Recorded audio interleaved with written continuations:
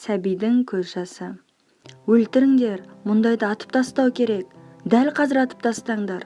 Өлтіріңдер, бауыздау керек. Өлтір деп шуласып, айқайласқан жұрттың дауысы естіліп жатты. Олар қолы байлаулы бір адамды жетектеп келе жатыр екен. Тұтқын басын жоғары көтеріп, денесін тік ұстап, аяғын нық басып келеді.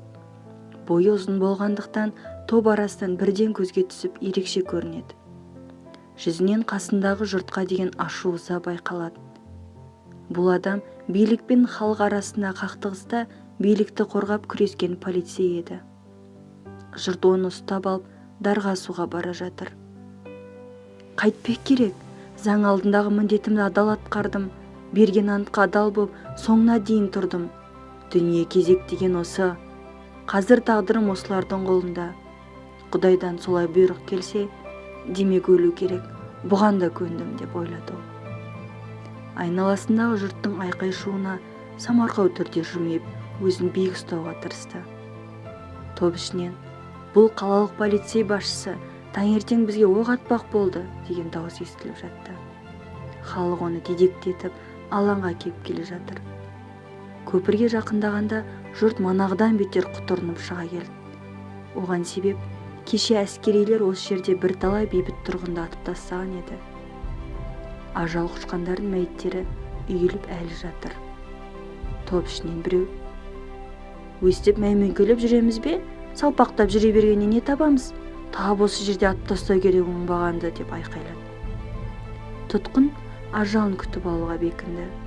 Өзін жерден алып жерге салып жатқан көпшілікке қарап: іштей, тобыр деген осы.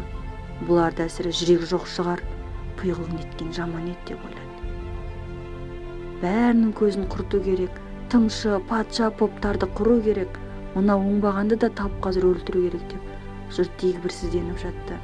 Бірақ топты бастап келе жатқан адам оны алаңға апарып жазаламақ болды. Ақыры алаңға да жетті. Бір кезде топтың арт жағынан жылаған баланың дауысы естілді. 5-6 жас шамасында кішкентай бала жинаған жұрттың арасымен қыстырылысып өтіп, тұтқынға қарай жүгіріп келеді. Көке, сізді қайда алып барады? Тоқташы, тұра тұршы, мен ертіп кетші. Баланың даусы шыққан тұста бір сәтке тыныштық орнады. Жаңа ғана бірін-бірі таптап кетердей болған нөпір халық баланы өткізіп жібермек болып, екі жаққа қарай ығысты да жол ашты. Қандай сүйкімді бала? Десті бір әйел. Кімді іздедің? Деп сұрады екінші бір балаға қарай еңкейіп. Көкешім, тимеңдерші, жіберіңдерші оны, деді бала жалынышты үнмен.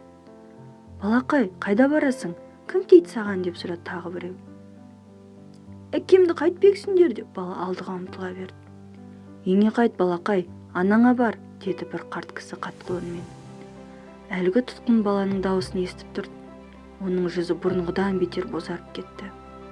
Сөйтті де дауыстап: оның анасы жоқ деп айқайлады әлгі қартқа. Жүгірген бала ақыры әкесіне жетіп құшақтай алды. Жұрт арасынан әлі де: өлтіру керек, асу керек, атып тастай оңбағанды деген дауыстар естіліп жатыр. Сен неге үйден шығып кеттің? Деп сұрады әкесі. Бұлар сені не істейді, әке? Деді бала көз жасын тия алмай. Әкесі жауап берген жоқ. Алдаусыратып жұбатпақ болып: балам, сен ақылды емессің бе? Ақылды балалар әкесін тыңдайды, солай ма? Деді жымиып. Иә, Катюшаны білесің ғой? Көрші ме? Иә, сен соның үйіне бар да күте тұр. Ал мен сосын келемін. Сенсіз бармаймын, деп бала еңіреп жіберді. Неге? Мыналар сені жабылып ұрып тастайды. Жоқ, неге олай дейсің? Олар әншейін, деп тұтқын соңғы сөзін жұтып қойды. Еңкейіп баланың бетінен сүйді. Құшақтамақ болып еді. Артқа қайырыла байланған қолын босата алмады. Топ басшысына сыбырлап: тыңдашы, қай жерде қалай өлтірсең де мейлі. Тек баламның көзінше өлтірмеші. Қолымды 1-2 минутқа босатшы. Соңғы рет ұлымды құшақтайын. Оған сендермен қыдырып жүрмін деп айтам. Ол үйге қайтсын, сосын өлтіре бер. Басшы келісті. Қолы босаған тұтқын баласын құшақтап көтеріп алды. Ұлым, Ақылды бол. Катяға бар. Ал сенші? Көріп тұрсың ғой, мен мына ағаларыңмен біраз қыдырып келейін. Сен үйге қайта бер. Әйтпесе түн болып кетеді, мен кеш қайтамын. Мені босқа күтіп шаршайсың. Онан да үйге қайта ғой. Ақылдым сол. Бала әкесіне тесіле қарады. Басын бір иығына, сосын екінші иығына қисайтты да ойланып тұрды. Бара ғой балам, әкеңнің өтірік айтпайтынын білесің ғой, деді тамағына өксік тіреліп. Рас келесің бе? Деді бала көзінің жасын мөлтілдеп. Сенің кіремесе де көніп тұр. Бір жағы әкесінің өтірік айтпайтынын білетін. Әкесі басын изеді. Бір әйел баланы топ арасынан тыс қалып кетті. Баласы топтан ұзаған соң тұтқын. Мен дайынмын, өлтіре беріңдер деді. Осы сәтте оқиға күтпеген жерден күрт өзгерді. Жаңа ғана өршеленіп, қаталы күн кескен жұрт сең соққандай сенделіп тұрып қалды. Сол қатыгез топ кенеттен ғайып болып, орнына басқа бір қарапайым халық жиналып қалған ба дерсің. Жүректері езіліп, көзіне жас алғандар да болды. Баланың үні мен сөзі, көз жанары жүректің мұзын ертіп, ыза кектің қағын қырып алғандай болды. Бір кезде бір әйел: «Әй, осыны босата салайықшы, жайымен кетсін» деп еді. Осы сөзді күтіп тұрғанда екінші біреуі: «Я, мүмкін күнәсі жоқ шығар, қолымызды бұлғамай Құдайға тапсырайық» деді.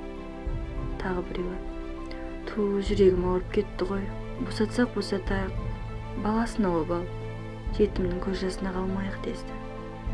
«Әу ағайын, бұл да бір біздің бауырымыз емес пе? Мүмкін біз қателесіп тұрған шығармыз» деді топ басшысы.